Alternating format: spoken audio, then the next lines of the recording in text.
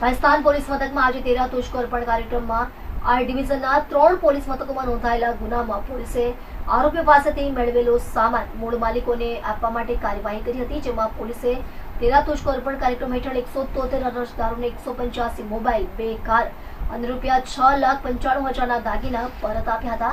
પોલીસે કુલ 83 લાખ રૂપિયાની મત્તા પરત આપતા અરજદારોમાં ખુશી જોવા મળી હતી। તેઓએ પોલીસનો આભાર માન્યો હતો।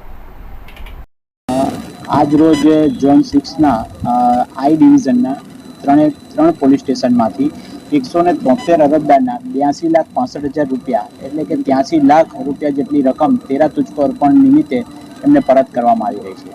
આમાં હાઇલાઇટ કરવા જેવી 3 મુખ્ય બાબત એ છે કે ટોટલ 6,95,000ના ઘરેણાં અમે પરત આપી રહ્યા છીએ, 188 મોબાઈલ પરત આપી રહ્યા છે, એક થાર ગાડી આપી રહ્યા છે અને આઈવા ગાડી છે જે પોલીસે કબજે કરેલી એ પણ પરત આપી રહ્યા છે।